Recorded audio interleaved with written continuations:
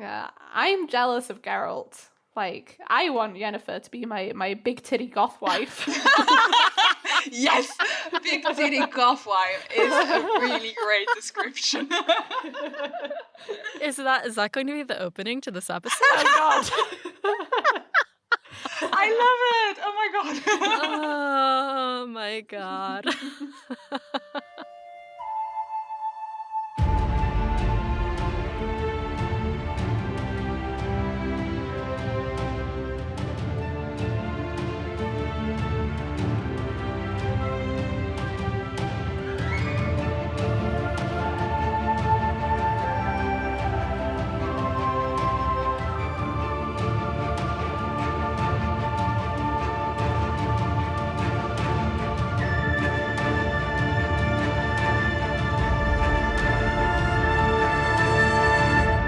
Welcome to Breakfast in Beauclair, a global Witcher podcast. My name is Alyssa from GoodMorhen, and I'll be your host as I, and our international hanza accompany Geralt of Rivia and his destiny, Cirilla of Cintra, across the continent. It is the penultimate episode of Breakfast in Beauclair Season 3. But don't go anywhere. We've got announcements, including planning for the very first big hanza meetup next year. But first, we'll see you in 2 weeks for the Hanzaween Halloween party and Witcher cosplay contest on Saturday, October 30th. Meet members of our community and join the party at the Hanza Discord at bit.ly/thehanzadiscord at 7 p.m. CET, 6 p.m. GMT, 1 p.m. EDT, 11 a.m. PDT, and 5 a.m. AEST+1. The open call for guests is still open. We're booking the next 2 seasons of the podcast, which will cover Nightmare of the Wolf and The Witcher Season 2, then Andrzej Sapkowski's Time of Contempt. If you would like to be on a future episode of the show, access the application at bit.ly/WitcherGuest. This link will be open indefinitely, so if you're listening at a far point in the future, potential guests will be contacted ahead of each season of the show. You can find this year's podcast survey at bit.ly/listenersurvey2021. Reading your honest feedback has been incredibly insightful, and I'm looking forward to implementing it in seasons 4 and 5. Haven't filled it out yet? You've still got time.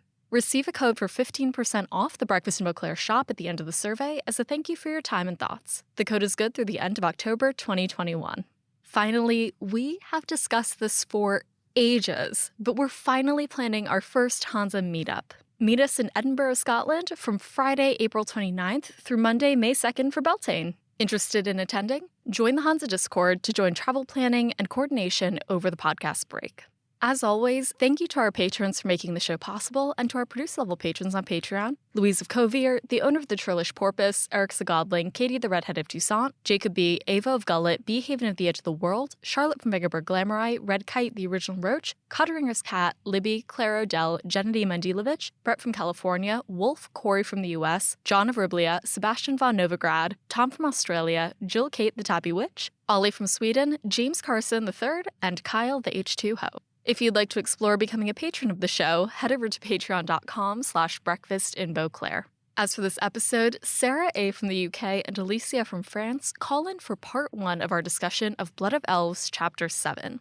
Join us as these 2 long-lost twins unite to discuss Ciri's newest influence and her adoptive identity as a sorceress, war as a lived experience versus as a historical record, Yennefer's maternal relationship with Ciri, and motherhood in The Witcher, chicken social hierarchy for the soul, the devil's tango, and the structural integrity of rhinoceroses, and Mounds. In our mid-episode news segment, Tidings from Toussaint, Larson Witcherflix shares press and speculation around The Witcher Season 2 and its multiple spin-off series. Without further ado, let's begin our discussion of Blood of Elves, Chapter 7. Welcome to Breakfast in Beauclair. My name's Alyssa, and I am so pleased to welcome 2 new guests to the show. My first guest is a registered nurse currently working in pediatrics and hails from the real-life Toussaint, Bordeaux, France. Please welcome Alycia from France. Hey. Hi. And my second guest is a medical student from the UK who you'll recognize from the Hanza's European D&D games as Talia the Wood Elf Druid. Please welcome Sarah A. from the UK. Hi, Sarah. Hi. Well, I'm very excited to chat with both of you today as we close down Blood of Elves with this final chapter, Chapter 7. But before we get into that, I just want to get to know both of you a little bit better and for our listeners to get to know you too. So just to start off, the famous question, how did you both get into The Witcher? Actually, my sister had played the game The Witcher 3 before. As usual, she didn't know what she wanted for her Christmas gift, and she was all like, can you just get me The Witcher 3 so that I can have it on my Steam account? So I got it for her, and then she was like, you know what, I think you should play it, I think you'd like it. And then I ended up being obsessed with the thing when she has like only played the game. So my sister was really like, take it for you, good. So yeah, and then I actually played The Witcher 3 in its entirety. I read the books. I first read them in French, and then I read them in English. And then I played the other games, and then I watched the show, and then it became a whole thing. And now I'm here. That's just so funny because that was pretty much the exact same for me then. My sister was really into it as well. She was like, oh my God, Sarah, you have to play this game. It's amazing. And I kind of looked at her and I said, I don't think I'm going to like this. And she just was so insistent. You will love it. You will love it. Play it. And I played it and I loved it. And I read all the books and I read the comics and I'm just flower obsessed with it now. I'm writing my own Witcher stories. Like, this is how obsessed I've become with it. So I look back on my old me and I laugh when I was like, I don't think I'll enjoy this. Like, girl, you're going to write like 300,000 plus words about this Witcher universe, girl. You don't even know. Oh, well, I'd love to ask you a little bit more about that, Sarah. The Hanza has found out through Discord that you write fan fiction for The Witcher. We have also found some of your readers as well in our community. So how did you get into that? And if you're comfortable with it, could you tell us a little bit about the stories that you're writing that take place on the continent? Yeah, of course. I have to say it was very surreal having people come into the Discord being like, oh, I got here through Promises to Keep by Dolbathana, and being like, oh my God, that's me. Wait. I'm Dolbathana. You're Dolbathana? Yeah. I read your stories. Oh, what? I'm not even kidding. Oh my God. I have you on Arc of Our Own. I have an account there. Oh my, wait, what? Hi. What? How are you? Incredible. Oh my God. If you're comfortable, what's your account name? Wait, I gotta check. I can't remember. Wait. This is so good. Oh my God. You guys have so much in common. This is happening, people. I cannot, oh my goodness, I can't believe that. Well, hi, it's really nice to meet you. I hope you're enjoying the story. I am, actually. Well, I couldn't have planned that any better. Yeah, because I was meaning to ask you, because I did read on the blog that you do fanfiction, and I was meaning to ask you, because I was like, maybe I read some of it, but I did. Oh my goodness. Alyssa, you are like, your mind is 4D chess. This is incredible. Apparently. I think it's definitely like the spirit of Melittle moving through me. Sarah wasn't actually the original guest for this episode and kindly stepped in because I thought she'd be a perfect substitute. And it's so funny that both of you got into The Witcher the same way. Yes. We'll talk about it later, but both of you are in medicine, and now you're already familiar with each other, I guess. Are you my long-lost twin? Did we get separated at birth or something? And then... Literally, it's, oh my goodness, it's crazy. Well, yeah, I mean, apparently Alyssa already knows, but could you tell us a little bit about the stories that you've written for AO3? So, my story series, Promises to Keep, follows the canon for the games and the books. It takes place 1 year after the Witcher 3 DLC, Blood and Wine. The story does have a lot of spoilers, obviously for the games, but also for the books, so be careful if you haven't finished either of these. I will try and give a synopsis. This might be tricky because of spoilers, but I'll do my best. When Geralt's life is thrown into danger, Yennefer and Redacted must work together to save him from a terrible fate. I used to love fan fiction. Like, growing up, I read a lot of Harry Potter fan fiction. I have yet to, dip my toe into The Witcher fan fiction, just because I've been so in the source material the last few years. But it's something that I definitely want to check out. I would love to check out the stuff that you've written, especially because you seem so passionate about it, and so do other members of our community. So I'm excited to look at that. Oh, thank you. The other thing that you have, Sarah, that you're interested in the Witcher universe is also the comics and the figurines as well. Yeah, I'm a sucker for buying Witcher merch. CDPR has gotten a lot of money out of me. Yeah, the comics were definitely something that really brought me into it as well. The comic called Fox Children is my favorite all-time comic, if it wasn't clear. As well as, yeah, obviously, I have a very big fondness for Aguaras in my fan fiction, and that was really from the Witcher comics. I really, really enjoy them. There's a lot of them. They all have very different art styles and they take place at different points in the story. Some of them take place in the books, some of them take place after the games, some of them are just kind of their own standalone thing. If you're a fan of the Witcher series, I would definitely recommend checking out the comics, but just be warned, if you haven't finished the games and the DLC, some of them are spoilery and will basically be like, oh, this is the ending that you got for the game, and this is what happened in this DLC. So yeah, just a word of caution. And yeah, I have a lot of Witch figures. I've spent embarrassingly a lot of money on them, and I still continue to. I'm very excited for that the Ninja Yennefer figure to arrive. Yeah, I feel like it's just common knowledge. As soon as news drops, you let Sarah know, and she will scoop it up right away. Thanks for letting me know about that Kickstarter. You know that I have pledged for the Ronin comic. Yeah, I'm unsurprised, and I'm excited for you to get it though. And Alycia, I always love to ask this question to people who have read The Witcher in other languages. You're from France, you speak French. Is there anything that surprised you when going from the French translation to the English one? So I have like one funny story about reading the books in French. So I was reading Sword of Destiny and I was reading Shard of Ice. I had played the games before. So I had the visual of Yennefer's unicorn and what happens on it. I do not know why, but there's only like a teeny tiny mention of the unicorn in the books. The unicorn is not a unicorn in French. Oh. It's a rhinoceros. A what? And that is the least sexy thing that I have ever read.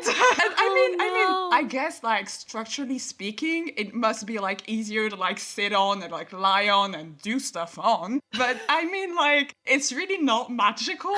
I read it and I was like, wait, am I confusing it for something else? Is there another animal? Is the unicorn coming? Like, is this a party? Like, what's gonna happen? And then no, it doesn't. And so I got online and I was like, wait, like, am I the only one that's confused? And then people were like, I don't know what happened. I don't know, like maybe the word for unicorn and the word for rhinoceros in Polish, maybe there's like something there, but that still boggles me. Yeah. It was changed on the newest edition. It got changed, thank God. But on the one that I did read, it was a rhino, very sexy. Amazing. That is the most incredible thing. Let's have sex on my rhinoceros, dear. Yes! Can you imagine the sheer size of the thing, too? In a medieval cabin? No. Yes! I can really get in the mood when I'm on the back of this giant rhinoceros.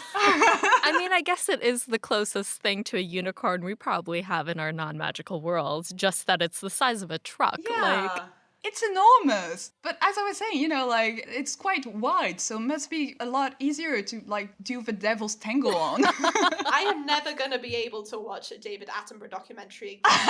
If he goes to Africa and he's like, the mighty rhinoceros, and I'm going to be like, well, I guess that's ruined for life. Yeah, you're mighty. I don't think I could have ever imagined 10 minutes ago when we started this episode that I would hear rhinoceros and the devil's tango in the same sentence. But I was just genuinely confused because, you have a visual. And I was like, thank God I know that it's not actually a rhino and a unicorn. Because what if you just innocently read the books and you're like, oh, wait, that's weird.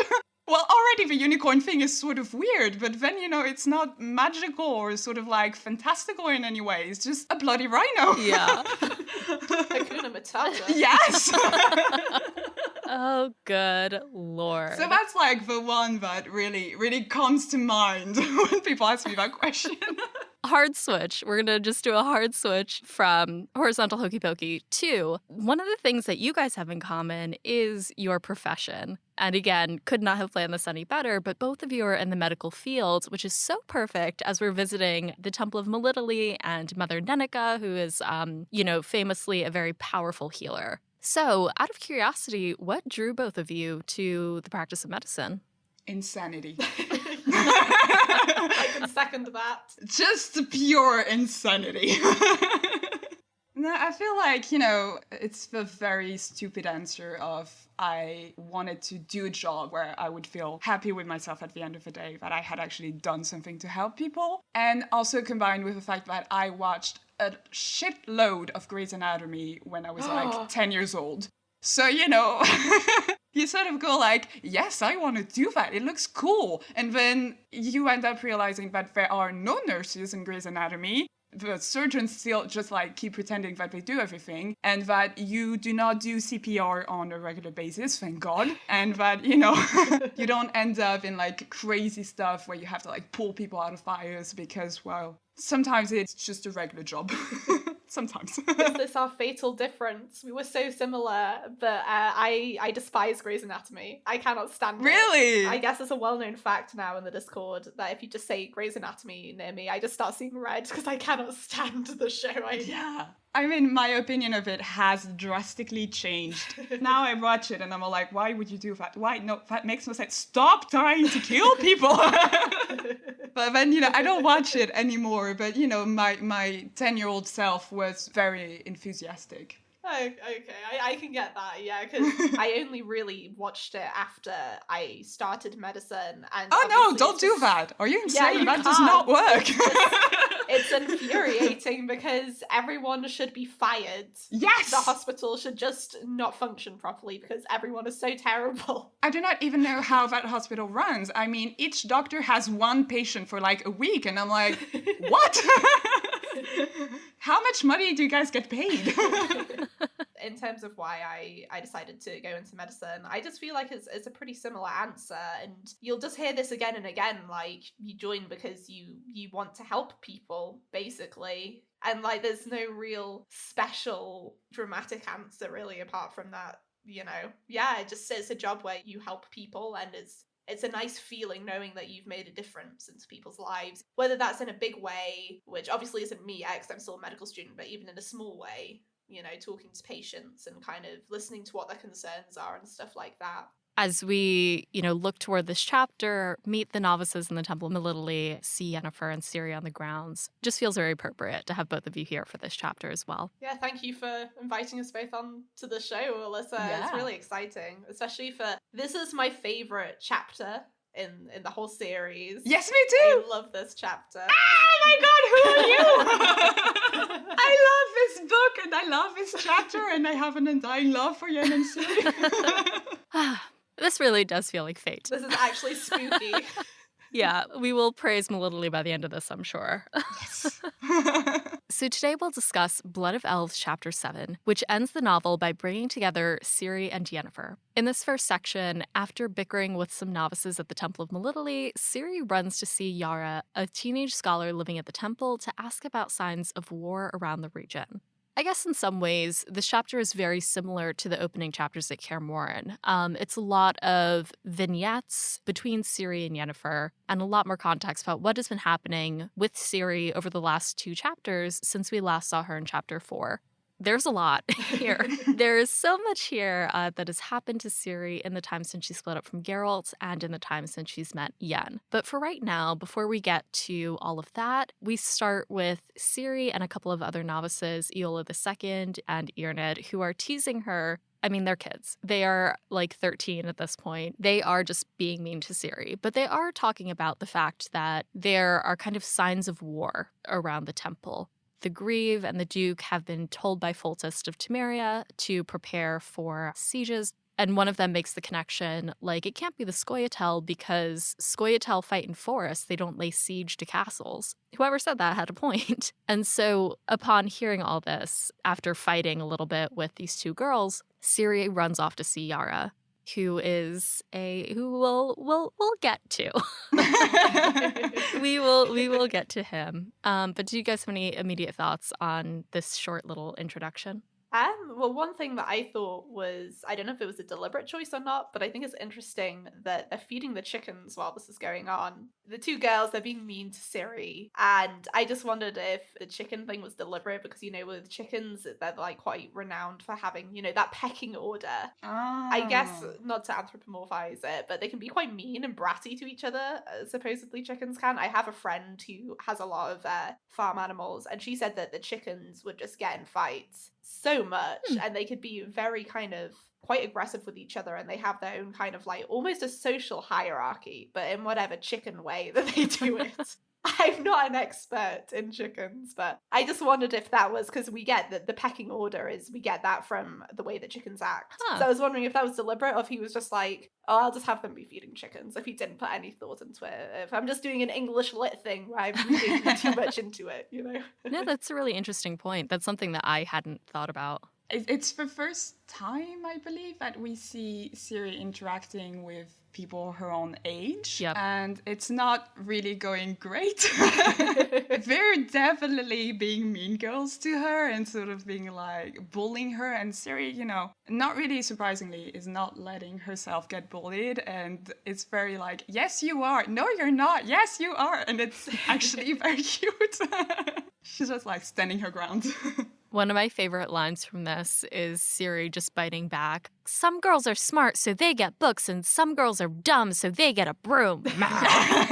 Snap! Yeah, like you can just tell how angry she is continually throughout this chapter, and here as well. There are a lot of points that people note how similar to Yennefer she is now. And, like, how snide she can be and how, not cruel, but just, like, very decisive and very, my brain is just, like, not working today. She's cutting with her insults and the way Yes. Yennefer is. And like I said, we haven't spent a significant amount of time with her, at least, since she was with Geralt and Yarpen. And that was a much softer chapter for Ciri. Yeah. Like, we've talked continually through the podcast about points that have really defined Ciri and points in which she's lost a certain amount of innocence. And like the sacking of Cintra is one, the end of Sherwed is another. And like she's definitely grown between then and now, obviously with being independent and being amongst these girls on her own for the first time since she spent the last 2 years with Geralt, and then also meeting Yen and just seeing Yennefer's influence on her independence and on her ability to defend herself. Definitely. One thing that is funny is that you can definitely see that she's taking after Yennefer, but she still has that old Witcher influence where it says she cursed loudly, repeating a favourite saying of Vesemir's, which she did not entirely understand, and then words she'd heard Yarpensigren use, the meaning of which were a total mystery to her. I think that's very funny that she's so snide, like, I use something that you rarely use, and then she's just like, shit, fuck, bollocks, you know? The worst thing is that she doesn't even understand it. So, you know, she knows, like, in what context those words are used, and she's like, fuck it. When we talked in chapter 4 with Leah, I remember having the conversation about, like, kids really are like a sponge. Yes. And Ciri particularly. When Triss gets to GoodMorhen, Ciri is stomping around the grounds like she is a witcher. Like she's a tiny little witcher boy. She gets to the caravan with Yarpen and she's just like mimicking Yarpen and all this stuff. And she's just very impressionable at this moment. I think that as we see Ciri age throughout the series, like it's such an interesting foundation, all of these influences. Yeah. I feel like, you know, I think Ciri is really like searching for her identity because, you know, so many things have happened to her at such a young age. And she basically lost everything in the sack. She lost her family, she lost her belief system. She's not a princess anymore. She lost her social status. And so like suddenly she's like, now I'm a witcher. Now I'm going to be a sorceress. And, you know, like she tries to like take everything and be like, this is what I'm gonna be, until, you know, she does this sort of weird mix of everything and sort of becomes the person that she's now. Yeah, and that's a really nice transition to the next section as well. That identity that Ciri feels with being a sorceress. She says that repeatedly and explicitly in this next section with Yara. Peter Kenny says Jara, and everyone I've heard since says Yara with that soft J. Who knows? I'm going to say Yara because I've gotten used to that in the last few years. So I'm just going to say it that way. I mean, in French, it would be jar, which always sounded weird to me because, like, what's what you put water in to serve on the table? And every time I was like, that's not a name. That is not a name. Ciri, having kind of rolled around with her identity as a princess, as a witcher girl, and then now as a sorcerer, we see this throughout the section as she continually reminds Yara, which is incredible. You know, after having that little squabble with the girls, she darts toward Yara's tower, and she's doing spins and pirouettes and pretending to hack at things with a sword. Comes to his tower and essentially calls out to him like Rapunzel. She's like, Yara, let me up. And he's like, okay. She runs up the tower, and he's like fixing himself up and like clearing the space. And she has no reservations, no sense of embarrassment. And she just marches in. She's like, tell me about this possible war. And he's like, what? She's just like, there are all these signs. The girls are saying this. Like, you should know. You go to town often. Like, have you heard anything? What's going on? And he's so nervous. He's nervous this whole chapter. But in this instance, he's particularly nervous about giving information. He says, like, well, I don't think there's going to be one because I can make guesses. I can infer from history as well as through analogy, which ends up being a running joke for the reader throughout this chapter. But to his best guess, Yara doesn't believe that there's going to be a war happening. He walks us in Ciri through what has happened politically in this time. So we hear from him that there have been recent skirmishes in Dol Angra, but he doesn't, as I said, he doesn't mean that this means war. Ciri asks where Nilfgaard is, and Yara points to this very far spot on the floor as he's put down a map. And Ciri is so surprised that Nilfgaard is so far away, but they've managed to come to the northern kingdoms. And Yara confirms that they conquered Metina, Macht, Nazir, Ebbing, and all the kingdoms south of the Amal Mountains, including Cintra and Upper Sodden, but not Lower Sodden, Verden, and Brugge. Currently, the Uruga River, which runs east to west between Cintra and Mahakam, is currently the natural border between the Empire of Nilfgaard and the northern kingdoms because it's almost impossible to pass. And then the last thing that we hear from Yara about the political and military operations happening on the continent is that right now Nilfgaard hasn't attacked because Nilfgaard doesn't want to give a cause for war yet. Neither do the northern kingdoms. We had heard in chapter 5 when we sat at the table with a couple of the monarchs from the north that they had also signed a truce after the last Nilfgaardian war under Vilgefortz of Roggeveen. So they're not going to attack either, even though they might try something. That's all the details that Yara gives us. And we do hear from Ciri as well, a little bit about Yara. She first tells us that he's not very cute. He's a very awkward 16-year-old that doesn't look anything like what an attractive Cintran man would look like. She gives a very colorful description that a Cintran man would be as tall as a door frame and stink from about 30 paces away of horses and beer at any time of day. And Yara is a very scrawny 16-year-old with 7 whiskers, most of which erupt from a wart on his face, and he's very scrawny and sad. She looks at him just like pathetic. Oh my god. Yeah. My favorite thing, I know that this whole section is like all serious and they're talking about the war, but it's just so funny that she's so annoyed at him and she's just like, tell me about the war, you're smart, tell me about this. And he keeps on resisting. And she just so quickly changes to, oh, Yara, tell me, please, you're so clever. Fluttering her eyelashes is just so funny how quickly she turns that switch. Like, she knows what to do to get what she wants. I just think that's so funny. You're so smart. It's a hook, line, sinker, so it works, It does, and we will see what Yennefer thinks of that as well. Yeah, but it is notable that she clearly knows what she's doing. I find it interesting also that apparently the adults in the temple are not discussing war, at least openly in front of the kids or to the kids. I feel like the kids have to find those information through like back doors, like they overhear the cheese merchant talking about it, and Ciri has to go to Yar to just like beg him and like flutter her eyelashes for him to give her info. So, I think having lived through the sack of Cintra, she's extremely worried about war entails and she's extremely scared, so she wants to reassure herself with information, or at the least get herself ready as much as she can and like prepare herself for maybe another disaster in her life.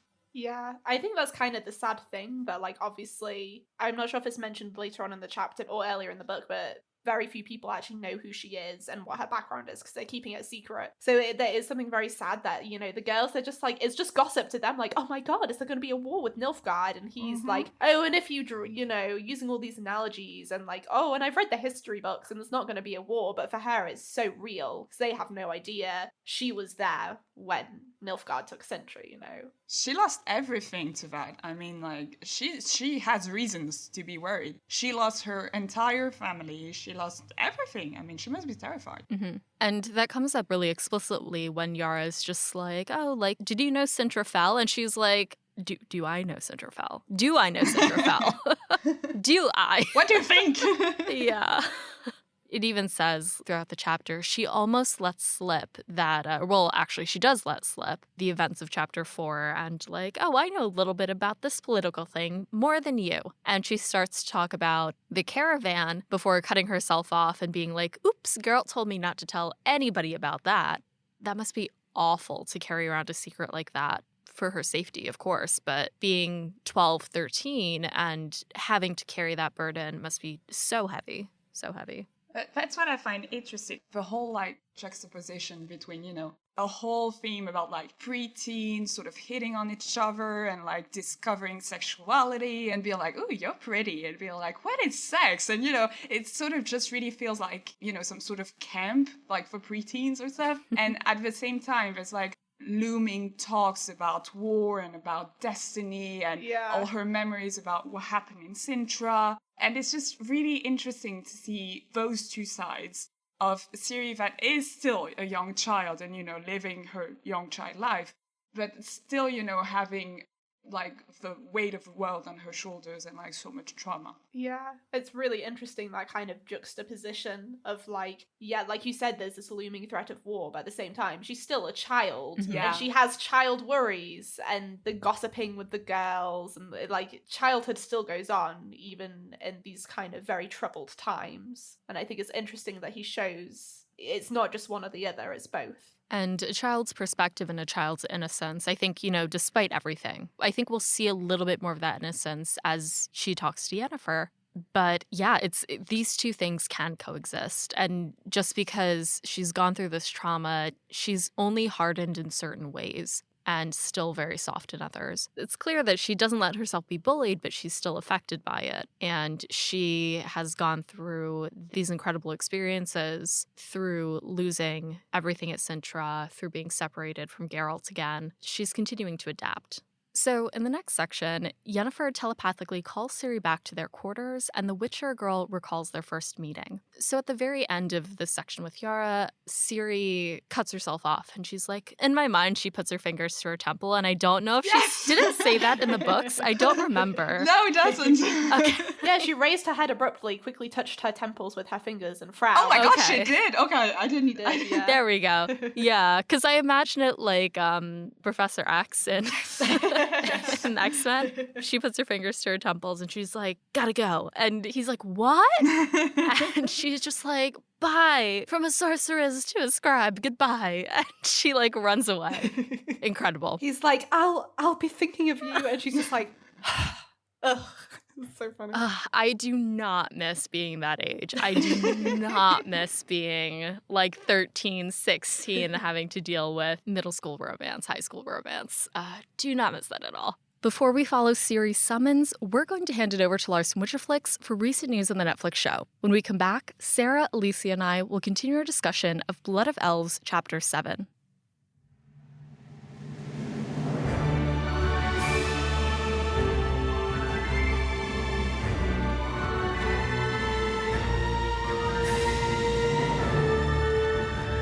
Hey, it's Lars from Witcherflix, and this is Tidings from Toussaint. Welcome back, everybody. This is another rather short episode. The Witcher world at the moment is very calm, but I'm keeping my fingers crossed that it's only the calm before the storm, and in a few weeks or so we will have another Season 2 trailer or something similar to talk about. Anyway, there's only a little bit more than 2 months to go until the release of Season 2 of The Witcher. While we already know that the new episodes will adapt A Grain of Truth, one of the fan-favorite short stories, showrunner Lauren Hisrick confirmed on Twitter that The Witcher show is not done yet adapting the short stories. There are still some great ones left that are waiting for an adaptation. For example, the framing story The Voice of Reason, set at the Temple of Melitele in Elanda, A Shard of Ice focusing on Geralt and Istrid, which is rumored to be in Season 2 already in some shape or form, or even A Little Sacrifice, with the fan-favorite bard Essie Daven. This one would need a little bit of tweaking, of course, but it would be possible to integrate it into the Netflix Witcher timeline. We will see. On Twitter, Lauren Hisrick also talked about the recently announced kids and family show set in the Witcher world. She answered questions about the thoughts behind creating a kids show set in a franchise that is actually targeted at a mature audience. She said, I believe if too much content is directed at the same exact group of people, yes, it can oversaturate and get tired. But what we're doing is allowing new viewers into the Witcher world, ones who've been held out because of the mature content. I know so many kids who want to tiptoe into this world, mine included, but there's nothing for them. The idea that they can get a taste of what we adults enjoy, that they can learn this world, fall in love, and then grow into the adult content, it makes me so happy. In another piece of Witcher news, Variety.com conducted an analysis and determined the most anticipated streaming shows in the fall of 2021. And yes, of course, the season 2 of The Witcher has gained the number 1 spot, and I'm sure we all can agree. Moreover, Anna Schaefer, who plays Triss Merigold on the show, was a guest at Comic-Con Ukraine, and during a panel, she answered everybody's favorite question: who would you choose, Yennefer or Triss? And even though she is biased as Triss's actress, she answered the following: you know, I'm a romantic. It's all building for Geralt and Yen to be together, and that's what I want ultimately. I think there's nothing left to add. And now let's finish Tidings from Toussaint with awesome news for the Witcher spin-off prequel show Blood Origin. According to Redanian intelligence, Scottish actor Mark Rowley will be part of the Witcher miniseries. He's known for his roles in Spanish Princess as Alexander Stewart and of course as Finan in The Last Kingdom. He will play a royal character named Prince Alvitir. Anyway guys, that's it for me for today. I hope you all stay safe and well. We talk again in the next episode of Breakfast in Beauclair. Until then, thanks again for listening and good luck on the path.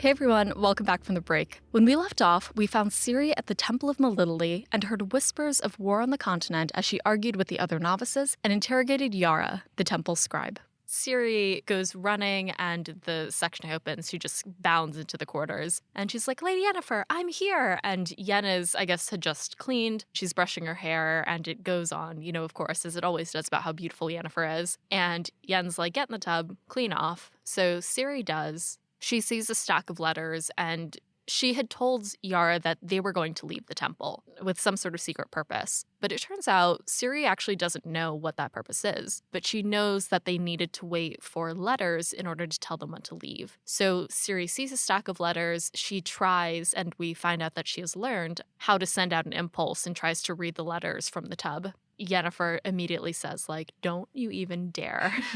And Ciri is like, well, I thought one of them might be from Geralt. And Yennefer says, well, if it was, I would have given it to you. Ciri eventually gets out of the tub. Ciri asks her about the war as well, which Yennefer is clearly trying to shield her from. We can talk about it later. Don't worry about it right now.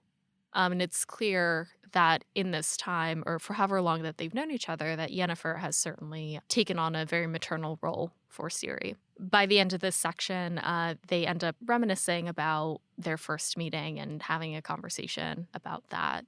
Yeah, one thing that kind of kept on drawing my attention, and this is the first time it's mentioned, is the swarms of ravens and crows. And I think later on, Ciri flat out says, oh, they say it's a bad omen. It's just interesting that there's been all this gossip and the girls are gossiping oh, is there going to be a war? And Yara's like, there's not going to be a war and this is why. And I have all these reasons. But then in the background, there's just this huge swarm of crows and ravens. And I may be wrong, but I have heard that the reason why ravens and crows are bad omens associated with war is because obviously they're corvids and they're also very clever birds, and they learnt if there are these huge groups of people marching in one direction, that normally means a lot of people are going to die, which means lots of food for us, and they kind of learned to follow battles. So I can't help but, whenever they mention the ravens and crows, I can't help but think, have these birds, have they pegged on that oh, some shit's gonna go down and that means lots of people are gonna die and we're gonna get some food? I can't help but think that whenever I see it. It's just very ominous, the constant mention of the ravens and crows. Yeah, and Yennefer had also used, she used kestrels, I suppose, in A Shard of Ice, but I feel like we've also heard about ravens previously in The Witcher as well. I mean, in the game, ravens and crows are definitely associated with Yennefer. I mean, you have the wolf, the swallow, and the raven. So I don't know, there's definitely some sort of looming threat about her having ravens. But to me now, when you tell me raven, I automatically think of Yennefer. So it's not they're not scary anymore. Yeah. I mean, they weren't, but you know what I mean. Like, they're not. Yeah, like raven locks is how they always describe her. She's got Yes, raven yes. locks. Yeah, I don't know if that was like the underhanded compliment, because like, oh, raven feathers very glossy, but people don't really look that kindly on those birds sometimes, especially in this era where it was like they're associated with death because they go onto battlefields and they eat all the dead bodies. Lovely.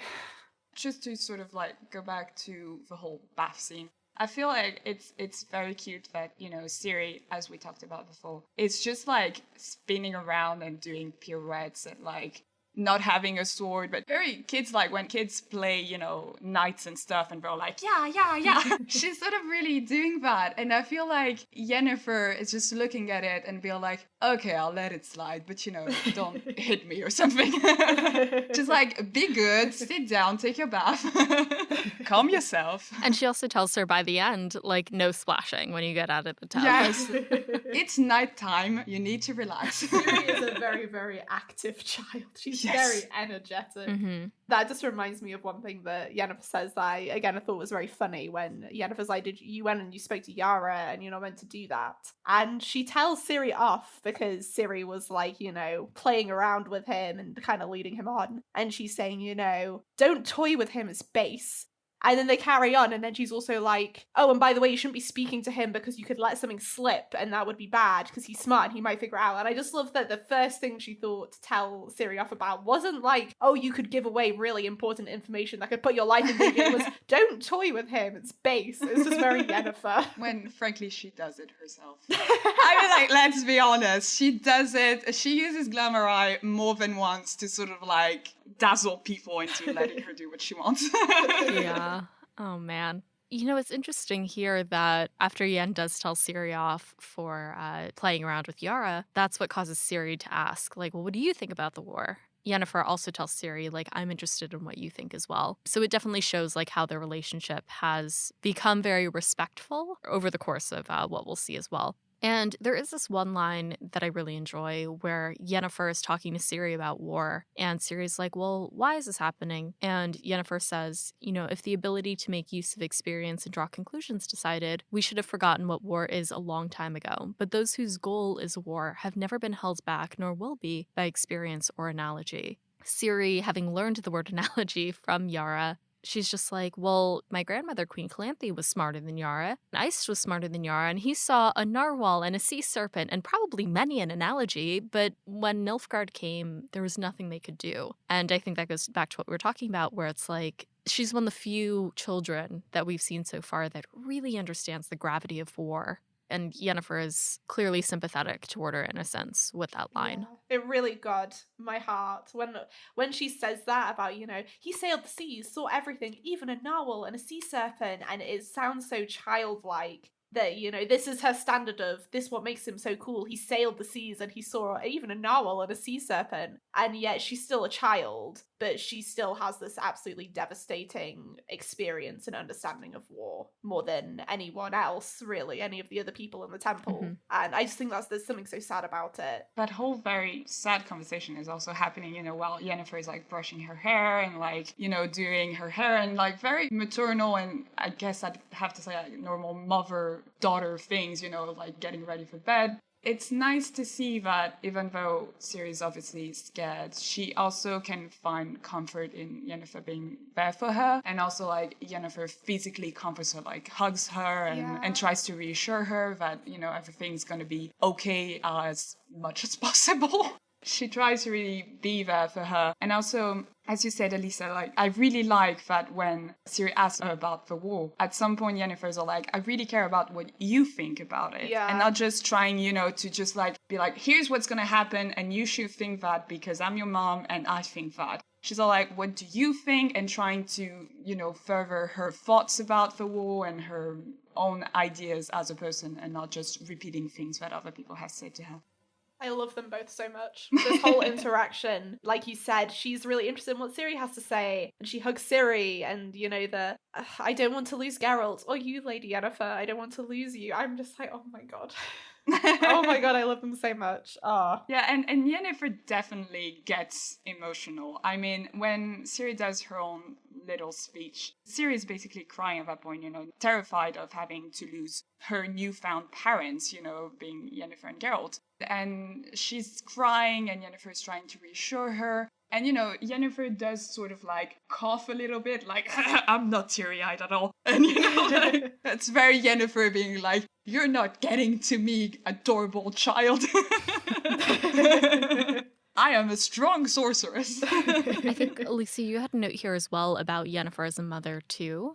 What did I write? Oh, must be a big moment for Yennefer, who's always longed to be a mom. Oh, yes. Basically, there's this whole theme of Yennefer who has very obviously always wanted to be a mom and always been extremely heartbroken by the fact that becoming a sorceress sort of destroyed that whole life goal for her. And, it's very interesting to see her actually getting to be that for someone. And especially, it's the whole like tiny, adorable family together because she's not taking care of just any child. She's taking care of Geralt's surprise kid, So like it ties her back to him and she sort of falls into it very graciously. She is very caring for her, but still cares about her opinion and is very honest to her, does not lie to her. And I mean, it must be such a moment for Yennefer, to finally be able to have that and have that child that just loves her, I think, without compare, because, that child just sort of like a tiny monkey, just like got into Yennefer's back and it's like, you're my mama now, like, you're mine. But, I love that. And I mean, she must be very, very happy and sort of fulfilled in those moments with having that child that is also Geralt's child. And I mean, like, guess what? You guys gotta go back together now. I mean, what? Those are the rules. It's like the parent trap, yeah. These are the rules. You have a kid now. I mean, there's no other choice. Too bad. I want to talk a little bit, if I may, about motherhood in The Witcher. Because I remember that when the first season for The Witcher came out, there was this website newspaper thingy that did an article about how The Witcher was sort of a sexist show because, like, the only goal of women was motherhood, and it was sort of, being like, oh no, patriarchy, blah, blah, blah, women are only good for motherhood. And I'm like, no. And the comments were just people being like, did you even read the book? Did you even, like, actually watch the show? Because it's so interesting because all of the sorceresses that we meet are unable to bear children and are unable to be mothers. But, just like in the grand life, like not everybody wants to be a mother. And some sorceresses are definitely very happy with not being able to have kids. Talk about, like, Philippa. I don't really see as having, a tiny baby in her arms and, like, cradling him to sleep. But, people like that. And Yennefer, because she's her own self, Yennefer, that's one of her life goals, like other people have as life goals. And I remember reading that article, and I was very pissed. I'm pretty sure they took it down after, because a lot of people commented, and were like, no, that's not what it is about. No, right, I definitely agree with your opinion there. Especially because it kind of gets me annoyed when people try and downplay the importance of Yennefer and Ciri's relationship. Yes. But I just think it's very interesting of how it's kind of like the theme of breaking the cycle of abuse with Yennefer, of like, she had such a shit time as a child, and now it's like she has the chance to kind of have that relationship, but in reverse, that she is able to have a great relationship with the child. But also as well, there are so many stories where it's like a huge focus on the dad and the child is normally a daughter. And people lap that shit up, like even, The Witcher itself, Geralt and Ciri. There are so many series and games and books out there where it's like all about the dad and the child. And everyone's like, oh my God, this is so amazing. And I'm like, what about the stories with the mum and the child? That is just as important and interesting to explore. So I don't like how people will try and downplay this angle or dismiss it and dismiss their relationship, because it's like, no, this is just as important as Geralt and Ciri's relationship. Stop trying to cast aside and dismiss like motherhood and the maternal child relationship as something that's not important, because like it is, I think that The Witcher 3 sort of definitely had something to blame that, because I think a lot of people got into it through The Witcher 3, and The Witcher 3 is really good at doing Geralt and Ciri's relationship. It's really, really great. but holy moly are they bad with Yennefer and Ciri. I mean, like, if you don't have a backstory, you don't even know that Yennefer is Ciri's mom. And I mean, like, I spoke about that with people on Reddit. And I mean, like, I feel like because CD Projekt Red was trying to give you the ability to, like, go and hang out with Triss, terrible decision, by the way. But, you know, like... We're Team Yen in this house. Yes, absolutely. Definitely. But, you know, like, I feel like since they were trying to, like, get the player to maybe choose Triss, they sort of went ahead and didn't give that much importance to Yennefer being Ciri's mother, which is absolutely idiotic, because even if Yennefer and Geralt aren't together, and even if Geralt is doing God knows what with Triss, what are you doing, Geralt? I mean, even if that's what's happening, I mean, Yennefer is still Ciri's mother. Yennefer is not Ciri's mother just because, like, she's there with Geralt and I guess she hangs out with his kid. Yeah. I mean, like, no, she is definitely her mom. Yeah. Actually, sometimes I do really believe that for Ciri, Yennefer is more, let's say, a mother on the traditional sense than Geralt is her dad. You know, she has the whole hugging her and the whole maternal instinct, where Geralt, I also believe, is definitely her dad, but has more of a, like, I guess I'll give you a sword and teach you how to fight sort of approach to it. Geralt is trying his best, certainly. He's trying. He's definitely trying, but you know. Yeah. That is incredibly validating to hear because, you know, I love The Witcher 3 as well. It's my favorite game of all time. But oh my god, do I get mad at CDPR sometimes for pretty much exactly what you said. I feel like they really downplayed that relationship. Yeah. And that really infuriates me. And I do feel like it was in service of basically the Triss romance. Yes. And if you are up to date with my fanfiction, you probably are sick of me talking about that in the author's notes. But so I'll save that rant. I won't go on a big rant about that. But no, that's okay. That's okay. I have very strong feelings about Triss too, but she's not in the chapter, thank God. But I have strong feelings. Yeah. Oh my God. We get to enjoy this lovely chapter that's all about Yennefer and Ciri. Yes. So I always get to come back to this and be like, at least we have this chapter. Objectively the best chapter in the books. Uh-huh.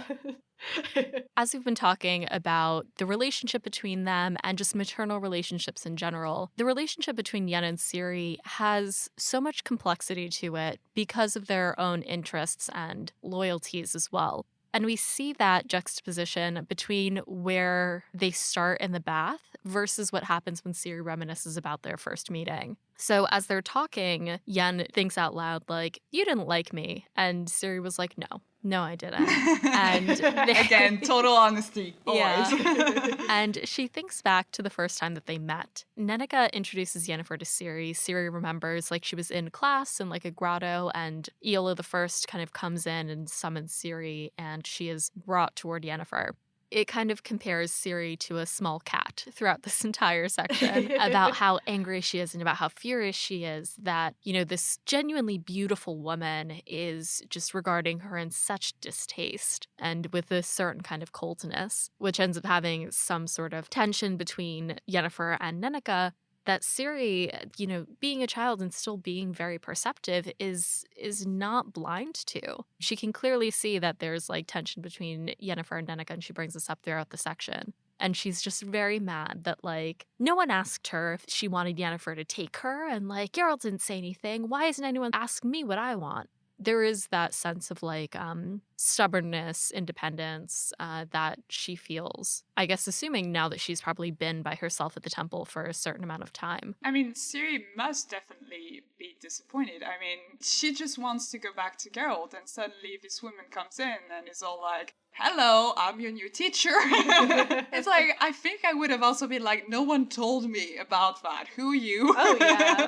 What is I would be happening? pissed.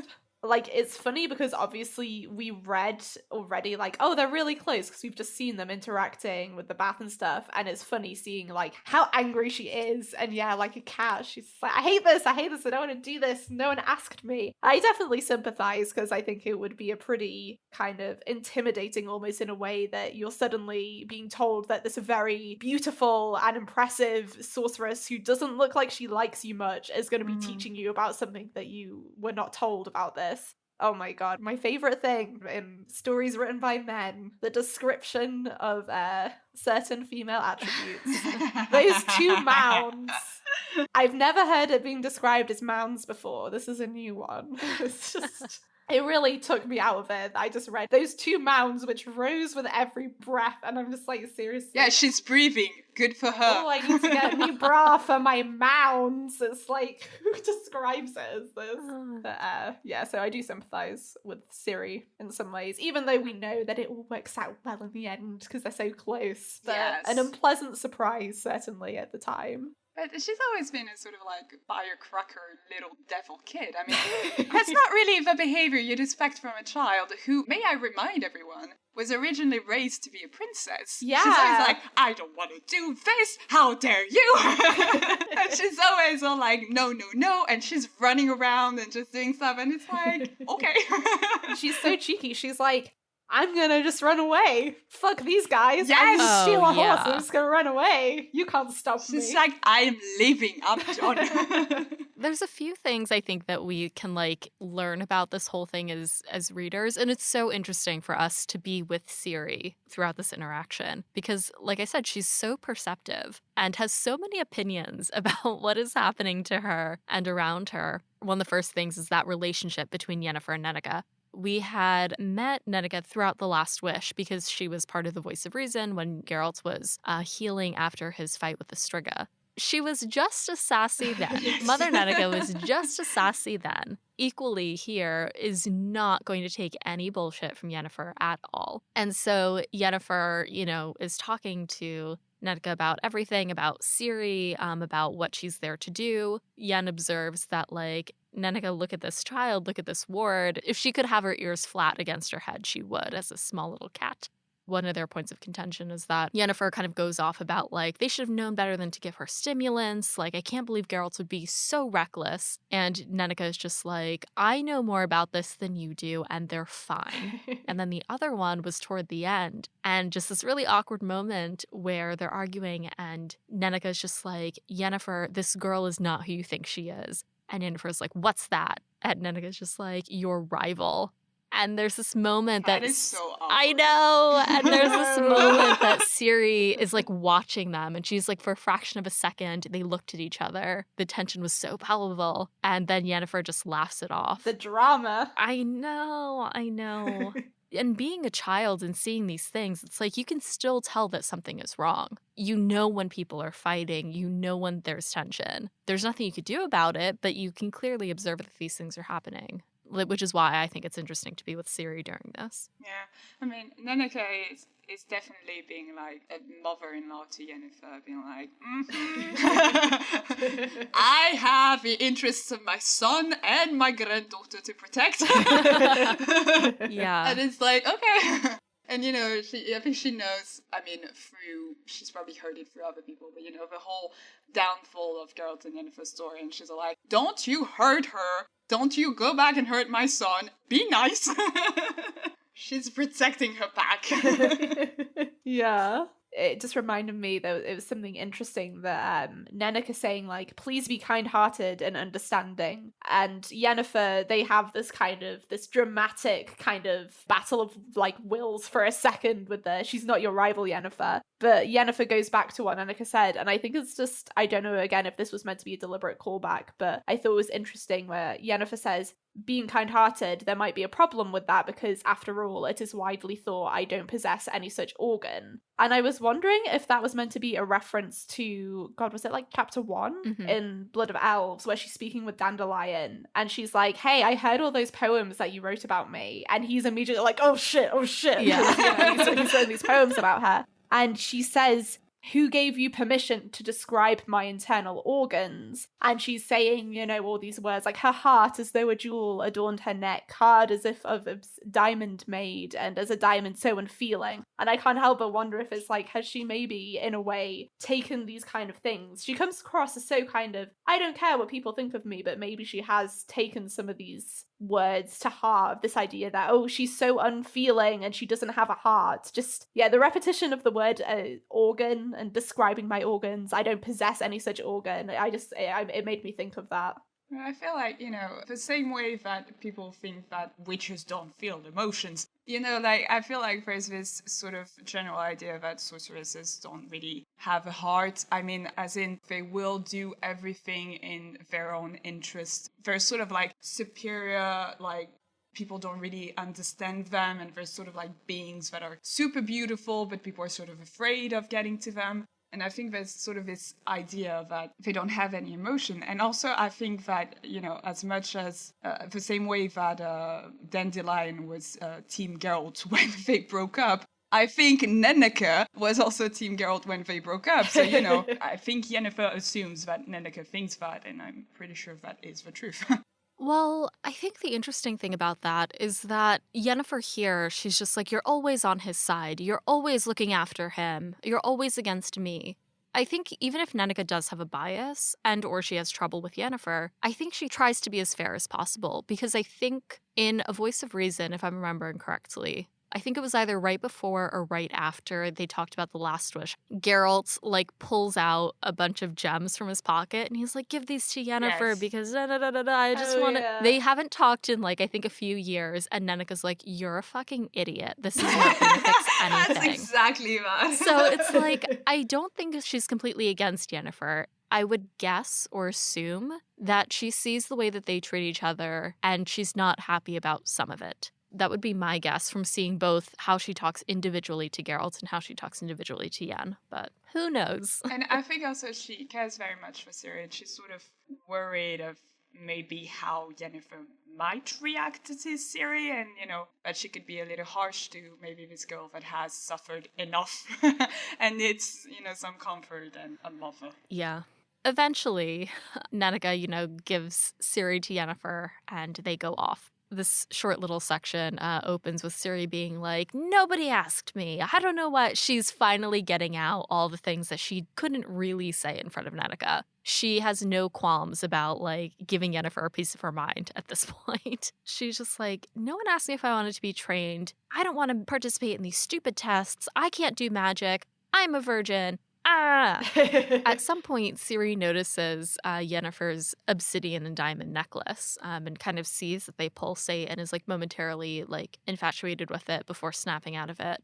Ciri is just like, no, I need time to think about this. And then there's a moment of silence and Yennefer's like, okay, well, have you thought about it? And Ciri's like, no. I love that. I know, it's a very funny moment in this very, serious and grave situation. Ciri's like, no. I need a whole day and a night. Yennefer here, she's gotten the letters and the download from Geralt. She knows what's happening from Nenneke, and she says, the saying goes that the night brings solutions, but in your case, Surprise, the only thing night can bring is yet another nightmare. You'll wake up, again, screaming and in pain, drenched in sweat. You'll be frightened again, frightened of all that you saw, frightened of what you won't be able to remember. And there will be no more sleep that night. There will be fear until dawn. And then Yennefer eventually says, you'll submit to the test, Surprise. And Ciri just says, I will, because it's not a question anymore. So it's a very intense moment. But you kind of see, as you said, Sarah, that battle of wills, previously between Nenneke and Yennefer, but now that they're on their own, between Ciri and Yen. I like how the just before Yennefer says you'll submit to the tests and Ciri says I will, there's that moment where suddenly Yennefer is being described in a very kind of warm and positive way, her shoulder is warm and the black velvet of her dress asked to be touched and her embrace calmed and soothed, relaxed, tempered excitement. And that's when she says, you'll submit to the tests, and Ciri says, I will. I think that's just cool that there's that slight change in her demeanor for a second, and it's after that Ciri says, yeah, I'll submit. Is that the moment where, I can't remember if that's when Yennefer is all like, don't put yourself to shame and don't put me to shame, not in front of Geralt. Because I really liked that sentence, it's all a reminder of Yennefer in some way is very curious about seeing who Ciri is because she's a source and because of her powers, but also because she's Geralt's child Surprise. But at the same time, with the dear friend letter, we can understand that she's still a tiny bit annoyed at him. just a tiny bit. And I mean, I feel like in the beginning at least, when she gets there, she's all like, okay, I'm doing this favor to him, but like she better be worth it. You know what I mean? Sort of this idea. But at the same time, Yennefer, as much as she wants to pretend, always does things for Geralt in sense of like she always helps him, but like doesn't want him to know. The same way that Geralt was all like, here, take those jewels and give them to Yennefer. You haven't spoken in 3 years, but still take them. Yeah. You know what I mean? Like they still do this thing, but I feel like at the beginning it was like Yennefer doesn't want to disappoint Geralt and wants to be, if not a mother, at least in the beginning, a good teacher for that kid. I think there is that kind of dance where they still respect each other, but as you said, they're like still a little mad at each other. One of the things that I think I'd mentioned earlier in our discussion was just like they're both very, very formidable women in their own right, but they still have similar loyalties, which makes their infighting really interesting because they both have loyalty to Geralt. They're both generally like morally straight and like their interests are similar but slightly at odds and they don't trust each other, but it makes their relationship so interesting. And their growth to a mother-daughter relationship. Very rewarding, I think, for readers. I think, also since they were brought together by Geralt, they both trust him, as you said. So Ciri must feel like, if she was recommended by Geralt, she can't be like that bad. And I feel like, Yennefer sort of feels the same way about Ciri. She's his child surprise. And as much as I like to pretend it, I kind of like the dude. So, she's probably sort of cool. Yeah, just kind of seconding that. It feels like both a point of contention and a point of similarity, especially with Nenneker saying she's not your rival, that they both have this close relationship with Geralt. It's interesting seeing here, kind of in the beginning, the mention of Geralt is a bit more fraught, but then over the course of the chapter, it becomes a lot more comfortable and a kind of even a source of bonding, which I think is very nice. It's just a very realistic and natural progression, I would say. It is, of course, very interesting to see, like, as we've talked about, we see where their relationship ends up in the present. We've gone back to the origins of their first meeting in the beginning of this section. Now we're going to kind of see the journey that took through a series of vignettes that close out the rest of this chapter. Before we explore more of Ciri's memories with Yennefer, we're going to end our discussion here. Join me, Sarah A. from the UK, and Alycia from France as we conclude Andrzej Sapkowski's Blood of Elves in the next episode for a spectacular end to Season 3 of Breakfast in Beauclair. Thanks for joining us at the Breakfast Table. For show notes, transcripts of each episode, and a complete list of our social platforms and listening services, head over to breakfastinbeauclair.com. Breakfast in Beauclair is carried by Alyssa from GoodMorhen. It's hosted by Alyssa with the Tidings from Toussaint and by Alyssa from Witcherflix. The show is edited by Alyssa with music by Major Filter Media. Breakfast in Beauclair is produced by Alyssa in New York City with Louise of Cover, the owner of the Trillish Porpoise, Eric Slagadlin, Katie the Redhead Toussaint, Jacob B. Ava of Gallopy Haven of the Edge of the World, Sharp from Lingerberg, Glamrai, Red Kite, the Original Roach, Codringer's Cat, Libby, Clara, Del, Jenny, Mendelovich, Brett from California, Wolf, Corey from the US, Sean of Verblia, Sebastian von Novigrad, Tom from Australia, Jill, Kate the Happy Witch, Ollie from Sweden, James Carson III, and Kyle the H2O. Special thanks to Sarah and Alycia for joining us for this episode and our international Hanza for their support.